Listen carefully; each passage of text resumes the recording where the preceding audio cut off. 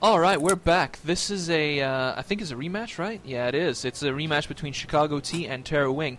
TerrorWing taking the pink color because he, like Vayli, enjoys the pink. It's a manly color. It's not pink, it's actually salmon. And it's a very popular European summer color. Anyway, why don't you tell us once again about TerrorWing and ChicagoT, just in case the people watching, you know, all 5 of them, decided not to watch the first match. I don't know why you're so pessimistic. I think we actually have moved up to the double digits. I saw 15 views the other day, and I was like, oh my god, is this happening?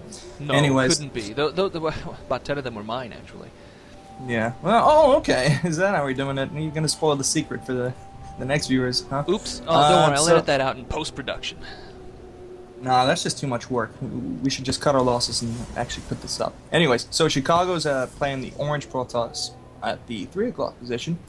And TerrorWing's playing the pink Protoss, or Salmon, as you said, at the west position, 9 o'clock position.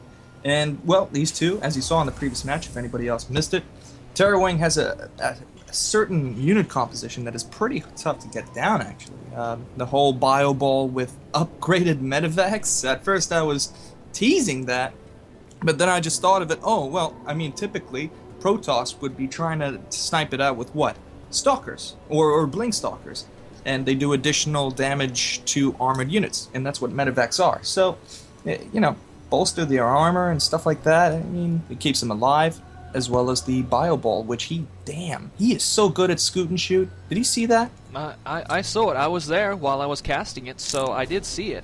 And it was pretty fancy stuff. I mean, he got good angles. He got it dead on the timing. You know, between the refire rates and stuff. It was pretty great stuff, and I liked it. I wonder if he's going to do the same thing this time, because I got to tell you, man, it's like I said in the last match. One of the most difficult things to effectively counter is that huge bio ball with a bunch of medevacs. Like, I know a bunch of people would be like, that guy's a noob, he doesn't know anything, but an effectively microed bio ball with a bunch of medevacs is one of the most difficult things to deal with, because if you want to take out the medevacs, you've got to focus them down with something that fires at the air. But if you're doing that, then you're getting destroyed by the Marauders and the Marines. But if you're trying to take out the Marauders and the Marines, hey, they're getting healed. So you think, okay, let's get some Templar, you know, we'll feed back those medevacs. No point! He's got 1,000! You don't have 1,000 Templar. so you think, okay, how about some Psionic Storms? No problem. If he knows how to split them, then you're screwed. See what I mean? Yeah, I get that, but, well, that just really just comes down to who's the better player in the micro. So I hope that she works out exactly what works best for him, be that Colossi or Templar play, because obviously the only thing that's going to stop that is a splash damage unit composition. Well, yeah, pretty much. I mean, that's what you got to go for. But as we can see here, TerrorWing has decided to do a really fast expand once again after his first barracks, but then immediately afterwards dropping 2 more. I gotta say, this is pretty interesting play here. He's also decided not to expand to his natural, maybe just to throw the Protoss off. You know, the Protoss might come in and scout and be like, oh, okay, it's a 1 base play, so I'm gonna build against that. But meanwhile, his expansion's way over there at the southeast, west even, west. I don't know. She might actually catch this out, I think. He will explore both of them, because, I don't know if you noticed, I only found out today.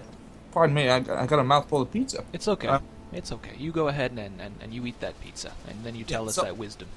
No, I just swallowed it now, while you fill that in. So, you got 2 Vespene Geysers over there in the natural expansion, and actually an additional mineral patch compared to the second natural. You know, I didn't look at that, but you're absolutely right. This is different from regular Blizzard matches. Wait, Blizzard it's maps. not finished. It's not finished. Oh, okay, go ahead. Sorry, forgive me. Yeah. Take a look. Click on the Vespene Geyser on the natural expansion, and then the other natural. Oh, okay. All right. Rich Vespene Geyser. That gives you 6 each time they deposit gas into the command center instead of 4. Right, so it's basically like having 2. Okay, I feel it. Well, not basically like having 2, but it's useful if the players aren't good enough to scout that natural expansion, as he said. Oh, you know, it's a 1 base play, but at least he's not completely losing out on 2 geysers if he were to take the natural expansion.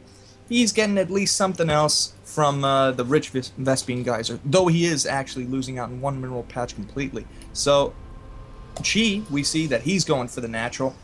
He's doing the right thing, in my opinion. Just holding the fort there. He's going for that extra patch and the extra geyser. And what kind of tech are we seeing? We don't know yet. And depending on what this observer discovers, he's going to decide to go along some sort of tech path. And well, he's decided to grab an immortal right on the heels of that observer there. Can't say that I entirely agree with that, because if... Hi, Marauders? Come on. Well, he's got a lot more Marines than Marauders, and they'll make short work of that immortal, and that immortal won't really do much against the Marines, so... Whatever, that remains to be seen what they decide, what that observer discovers, but almost like TerrorWing could read our stupid, addled minds, he's putting up a turret, as a matter of fact, 2 turrets, I was one by just the looking barracks at that. and one at How the does front. he know that?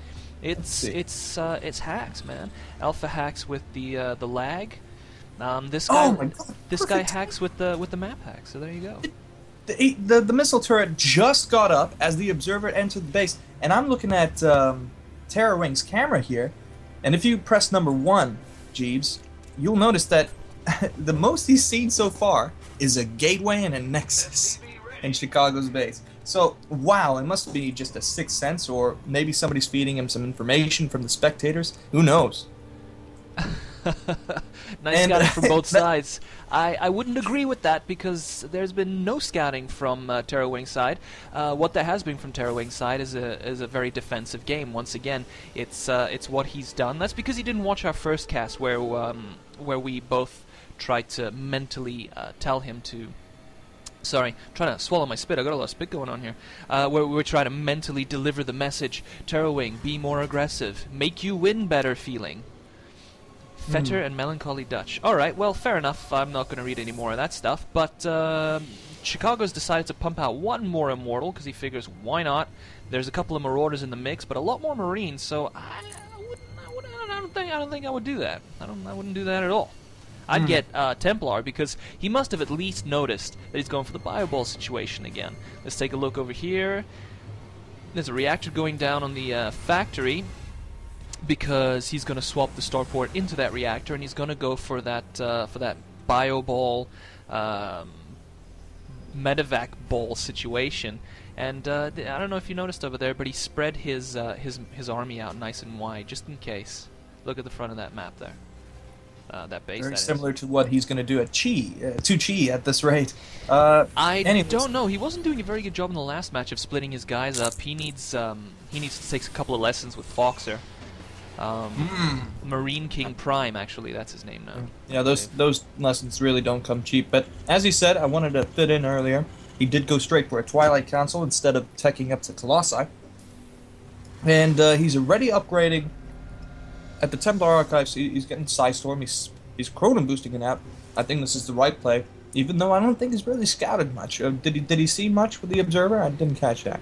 I didn't notice what he noticed with the Observer, but you know what? He probably noticed enough that he's decided to get the Templar and Chrono Boost that Psystorm, because he's going to need a lot of Psystorms and frankly a lot of luck to get rid of this, because if TerrorWing decides to get as many medevacs as he did in the last one, no amount of Psystorms are really going to do him good unless he actually sits under that Psystorm the entire time. But as long as he keeps his scoot and shoot going, it's going to be tough. It's going to be tough. Kind of rambling and digressing there. Basically, let me just say it's going to be tough for ChicagoT to win this, because he's up against a pretty impressive army there by TerrorWing. TerrorWing, of course, laying down the sensor tower to see what's going on. Another defensive move. He probably wouldn't even need the sensor tower if he was just being a little more aggressive. Let's see if he learns. Yeah. You know what? Maybe you should play against him and show him exactly what you mean. Yeah, that's exactly what I'll do. I'll just be really aggressive against him. And just like Melancholy said right there, very passive play from both sides. He's absolutely right. Chicago not being as aggressive as he could have been. You know, he could have done a 4-gate and just rolled in there. You know, maybe expecting TerrorWing to once again do the same build he did in the last game. But anyway, here we go. We've got to move out. Just took out that lone probe there. Poor guy. He's just sitting there checking out the Zelnaga Tower. But no, just didn't like him. Kind of racist. Whatever. ChicagoT moving out another observer, see what's coming, and he's rolling right over that army, and he must be thinking, good God, I'm in trouble. But it's okay. It's okay because there... Oh, look at that. TerrorWing noticed the observer smudge and decided to scan, try to take it out, but didn't quite succeed. But he must have noticed that TerrorWing only has 2 medevacs, and that's going to make a difference because those can be feedbacked. Fedback? Let's go with fedback. That sounds good. Fedbacked? Fedback. They can those two medevacs can be fed back, and that'll pretty much leave his army without any healing at all, to be honest. And then making the Psy Storms far more effective. Now, it all depends on whether he gets a good angle. Here we go. Here's the big exchange. A couple of really bad force fields, a couple of decent Psy Storms there, but the Scoot and Shoot dominating him. Couple more great Psy Storms. Perfect Psy Storms, let me tell you something. I loved it. I loved it. And I gotta tell you right now, great battle. I think TerrorWing's gonna be in some dire straits here because that's it. Chicago came out on top. Perfect army composition there. These reinforcements not gonna be doing much. They're just gonna sit there and lick. Well, not lick their wounds because they weren't part of the battle. They but just came out of the barracks. What's with? So they're pretty fresh. But you know, Chicago deciding to go back to base and rally his forces a little bit more, getting a bunch more Templar, very useful. Obviously, it's worked out. But I'd like to see what TerrorWing does to retaliate against this this tactic here. A couple of Vikings for reasons I can't fully understand. Yeah, I mean, you know, he's got so many air units. Why wouldn't he get some Vikings, right? I think but he anyways. probably expects Colossi.